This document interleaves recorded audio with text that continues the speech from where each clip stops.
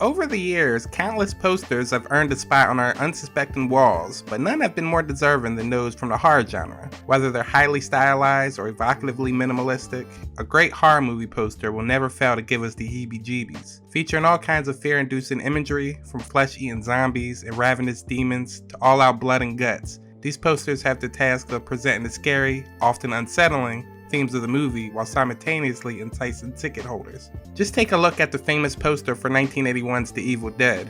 The film's key art is stark and eye-catching, from the shadows and details of the illustrated woman's grasping hands to the sky so blue it looks otherworldly.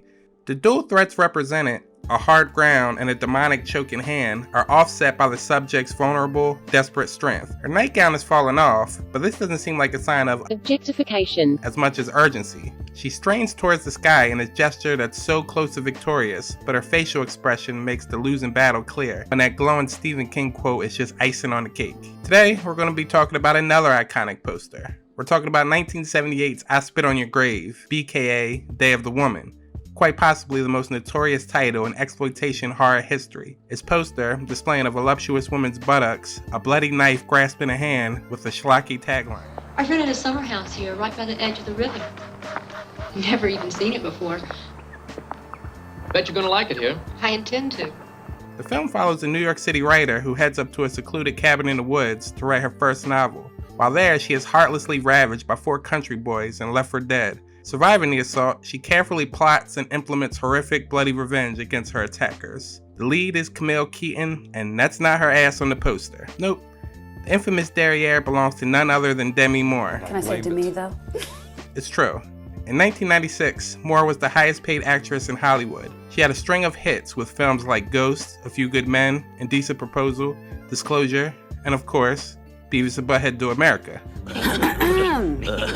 Boys!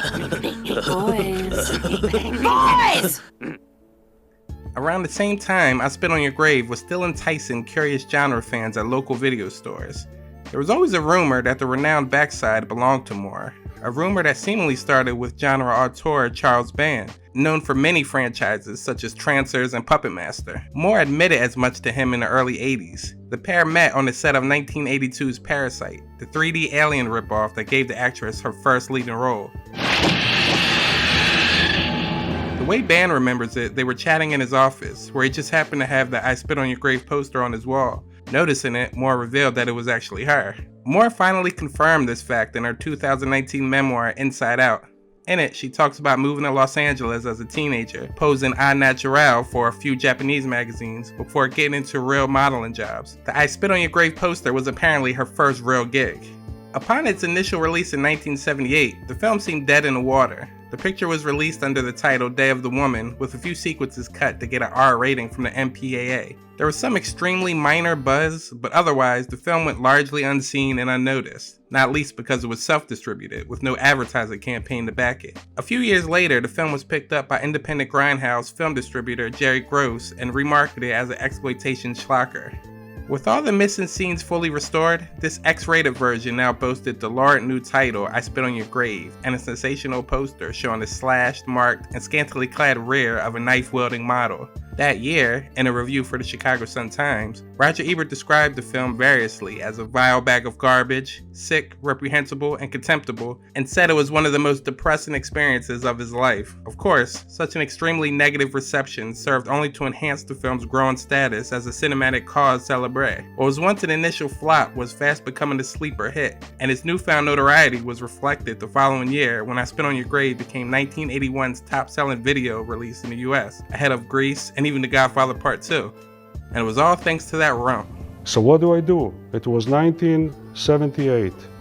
In November of 1979, about a year and a half later, I shot the movie in a film festival. At that time, there were no film festival, nothing.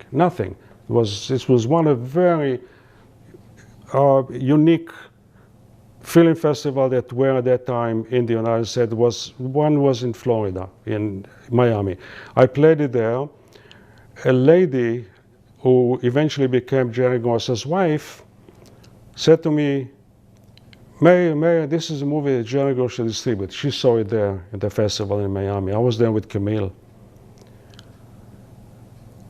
he could make very, very well with it. Leave it, don't go any further. He will do it, he will distribute it. We'll make a deal with you. And we did. A few months later, in 1980, March of 1980, we made a deal. In the deal, Jerry Gross had the right to change it to any title that he wanted to. With me, have no say or input whatsoever. And I'll never forget when he called me one day and he said, "May, we decided to change the title to I Spit in Your Grave." My heart sank. And I even became pale. I said, "What? What kind of title is that?" He said, "Well," and he had a good point. He said, "When you played it under Day of the Woman, it didn't do well." But I said, "But Jerry, when I played it under Day of the Woman, it was with 10 minutes cut out of the movie. So it's not only the title, it's maybe because I said, no, I'm afraid that people will remember that it failed under Day of the Woman. Cuts or no cuts, they remember Day of the Woman made $40 in a movie theater, on a weekly basis or daily basis, which is nothing, pittance."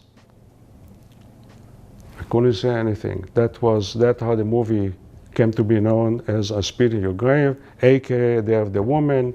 And if you notice, since 2002, when the Millennium Edition came out, I don't give away a license to distribute this movie unless they say I Spit in Your Grave, aka Day of the Woman.